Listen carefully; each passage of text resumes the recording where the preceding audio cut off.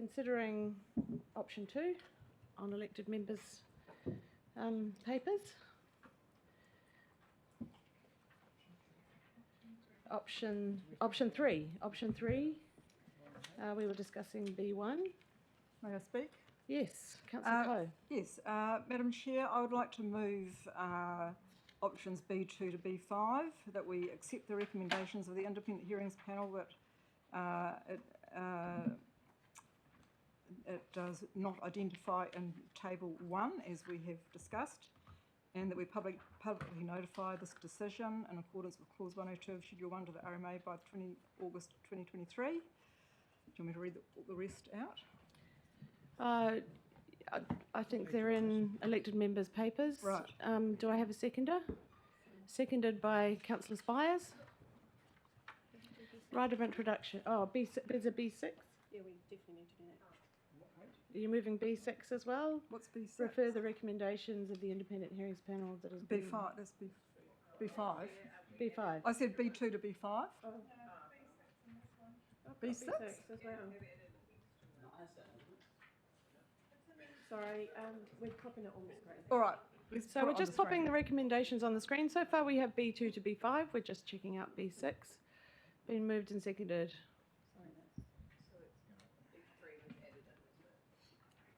Oh, except for the, right, okay. Right, so I'll move B2 to B6 as on the screen there. Has been moved and seconded. Yeah. Right of introduction. We need to streamline this process. This is a very serious matter, and we've had several briefings on these issues. We've had a lot of time to prepare for this day, and I really feel that unless elected members are in a position to supply the specific recommendations that they are wishing to reject and the reasons for them with reference to the submitted material or the findings of the panel, we need to proceed at this point. I think elected members have had enough time to put that information together, and it's time to bring this this agenda item back to order. And if I'm sorry to my fellow elected members who feel they are unprepared for this moment, but it is my view that you've had plenty of opportunity to do your homework on this. If you're not prepared in a position to present your reasonings today, then I'm sorry you've missed the opportunity, and we need to move forward in a sensible and refined and intelligent manner that reflects good governance of this community. Do we have any further debate?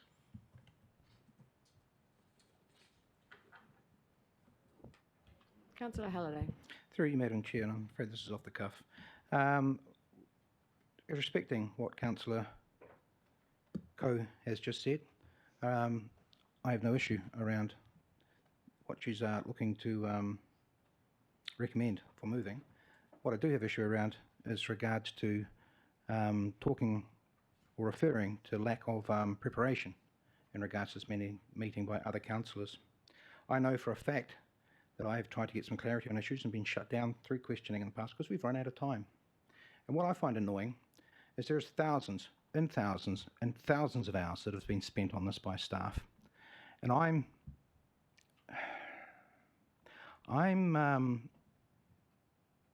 not happy that I'm unable, through not being aware or not being stepped through how we're supposed to do this process, and Councillor Coe will disagree with this, to show the respect that I do believe is required of staff and the work that has gone into this. I don't believe I'm ill-prepared. I believe I'm ill-equipped and have been ill-equipped by this process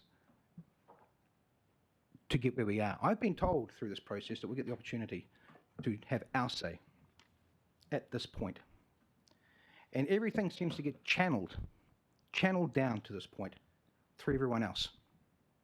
But we aren't given the resources and we aren't given the time that we need or the help we require with regards to getting this done. I'm sure there are councillors in this room that are not over this stuff, through no other fault of their own, other than this is a massive piece of work that's been going on for a couple of years. I'm not one of those. And it's no disrespect to anyone, because this is a huge amount of information to get your head around. I do believe I'm over this. But I've been let down at the last point of this by not having a full understanding of how we're supposed to be presenting this information. I'm a bit disappointed in myself. But unlike council officers, we just haven't been working on this all the time. We've been working on all sorts of stuff. I don't know other people will say, well, I've been able to do it, I've been able to do it, I've been able to do it. Sure, I take that on board. I've committed to this role full time. It's a part-time role. Yet I'm not prepared for this.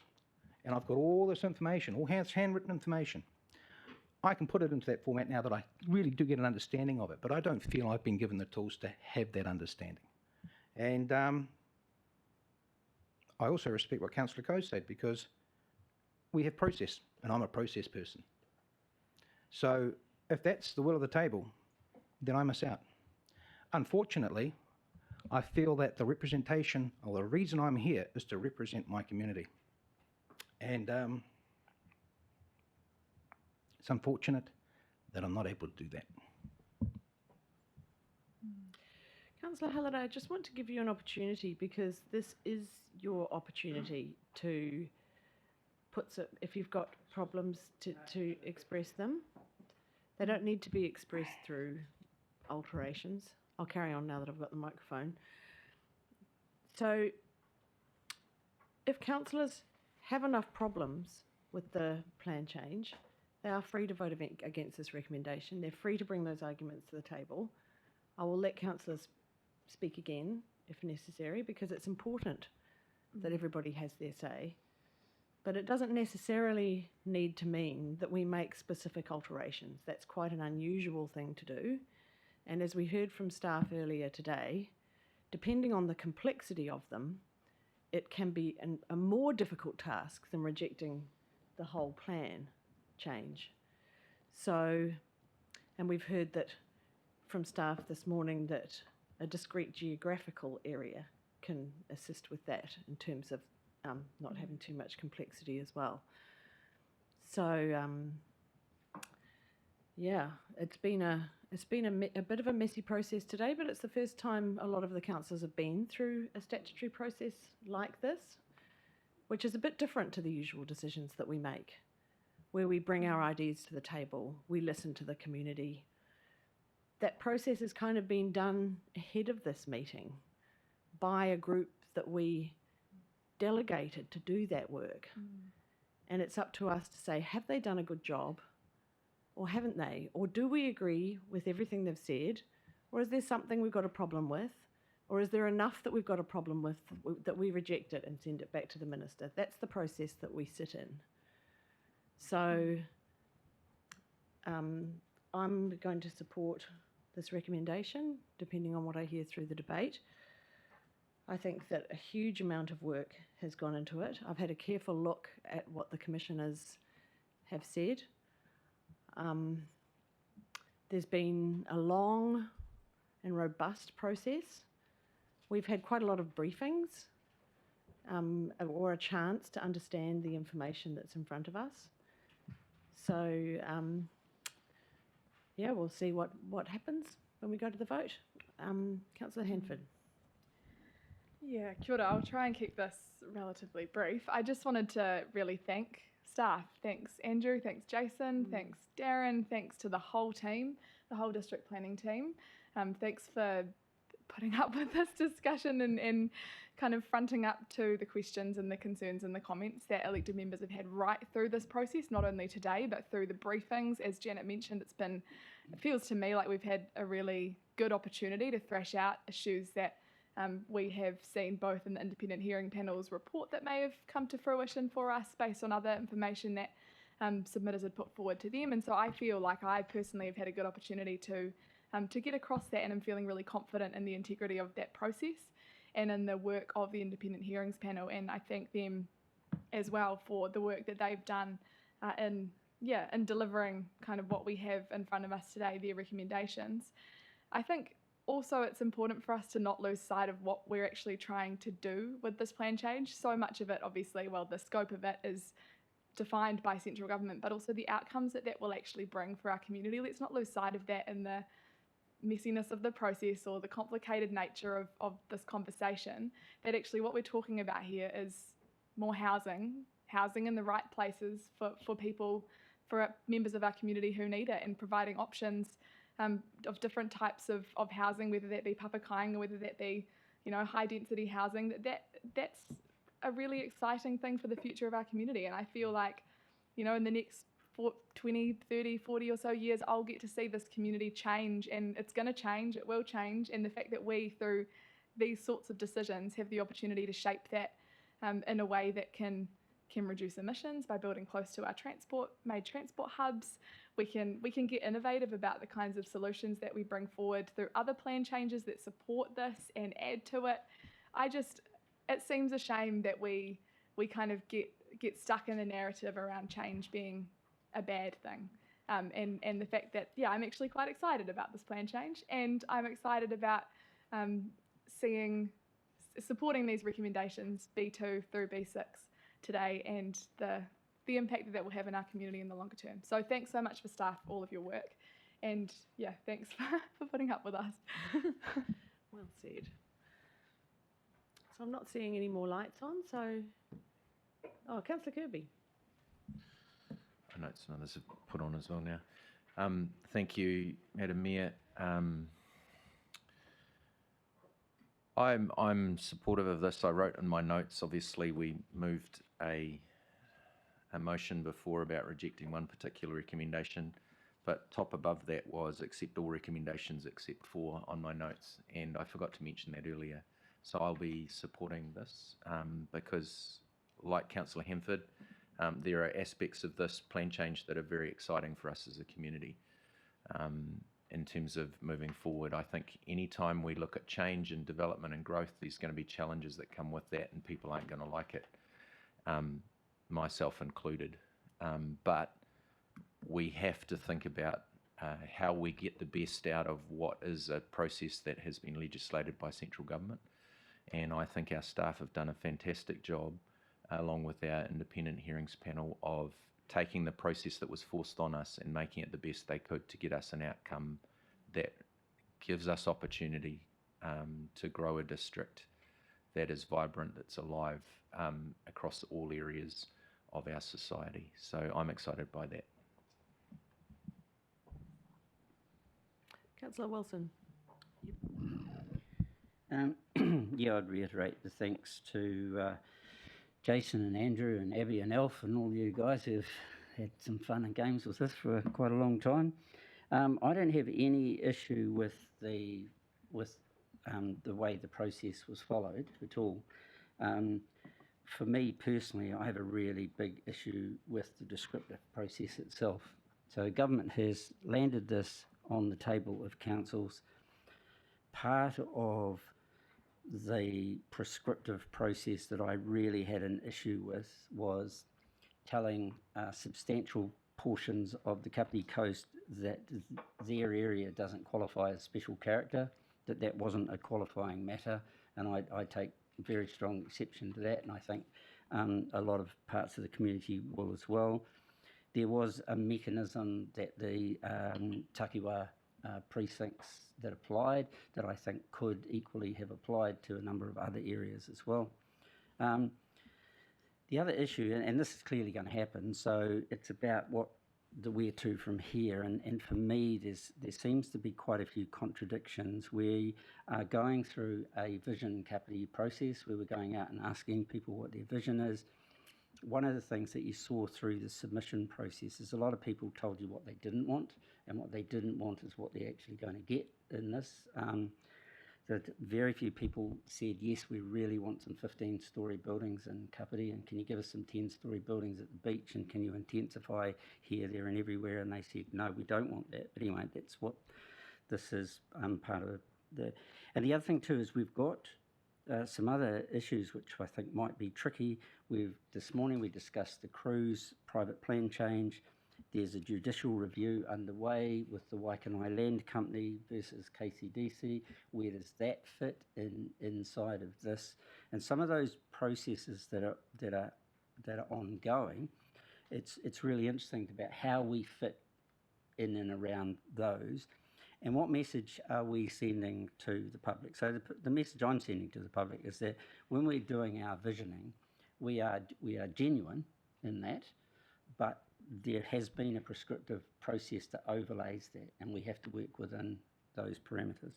So just finally, the thing for me is that what is proposed, it doesn't square with my personal vision for Kāpiti, and I don't think it's a widely shared one, and so I won't support it.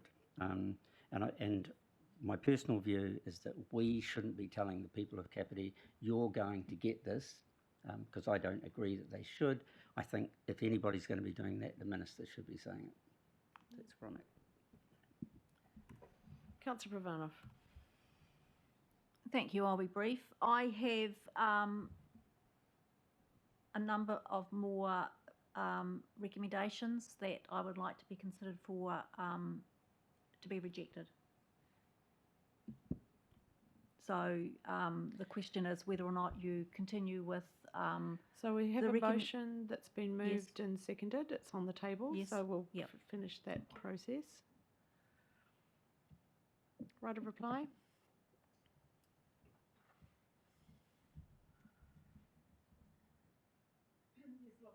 Hang on, wait. Sorry. This is a very, very serious matter that is under consideration today, and it's something that's been forced on us. It's not something that we're taking on willingly. This whole thing has been through an extremely robust process, and unless we can quite specifically point to errors in the process or errors of logic in terms of how information was processed, then I feel, we really have no choice but to accept the outcome of the process. So for that reason, I have stressed in previous briefings on this matter that any councillor who wishes to reject any of the recommendations needed to provide to fellow elected members prior to today. You're making things up on the No, I'm sorry, that I did say that at the last briefing, that they should supply the information to their colleagues as to what they were rejecting and why, with the logic behind that. That was, and I, that's probably on record. Well, I don't know if briefings are recorded, but certainly that is the process as I saw it. So in my view, there has been a lot of effort go into this by staff, by a whole panel, by people submitting. It's been through an extremely robust process, and we need to move forward and trust the judgment of those people who have been involved in it. So therefore, I commend this motion to you. Let's carry out the remainder of the proceedings here today in a spirit of good governance. Thank you. Thank you. So I'll put that to the vote. All in favour, please say aye. Aye. Aye. Against? Point of clarity. Was it B2? No, that's been voted on. division, please. I think we need a division. It's pretty even. B2 All in to- favour, B2 to please put up your B6. hand. B2 to B6. So all those in favour? Mayor Holborough, Councillor Hanford, Councillor Spires, Councillor Warwick, Councillor Coe and Councillor Kirby. Those against? Councillor Coeford, Councillor Pravanov, Councillor Halliday, Councillor Cooper and Councillor Wilson. That's Abstention, carried. no. That's carried. Right, so that ends that paper. I'll have a mover that we move into public excluded. Moved by Councillor Hanford, seconded by councillor Kirby. All in Point of favour? order. Yeah? In the agenda, there is an item C, which we need to, Oh, sorry. under that paper, there is, Oh, you don't need a point of order, you can just tell me. Where are we? Page number?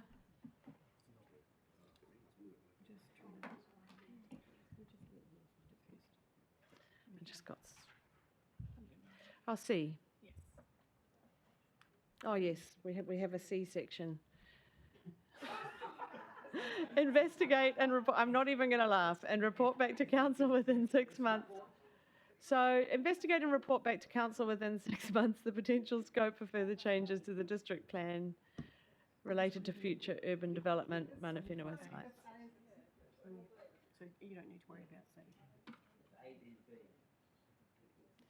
So the C section is only if A is accepted, and A wasn't accepted.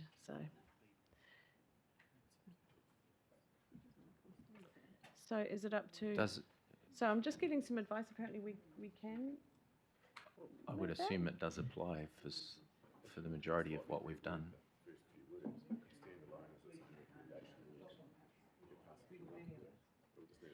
So maybe we just lose the words within 6 months, as staff have some extra work to do as a result of one of the motions that was carried today.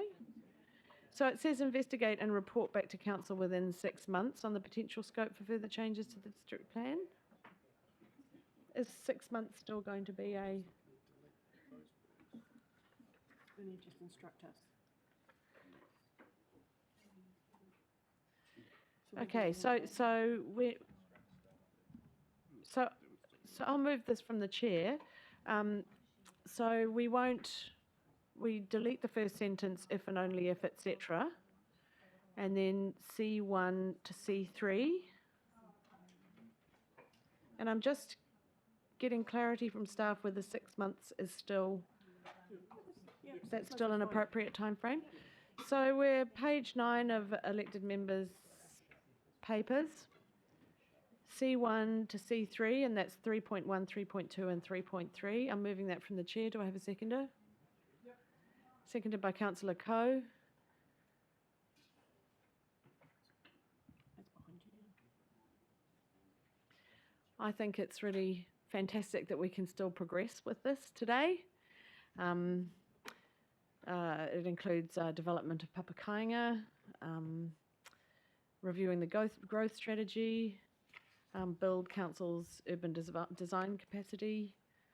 So it's all of those surrounding pieces of work which Councillor Hanford so eloquently identified, which is part of this progress towards the future that we're embarking on. So certainly about making the most of this opportunity. So, do I have any other comments on those? I'll put it to the vote. All in favour, please say aye. Aye. Against? It's carried.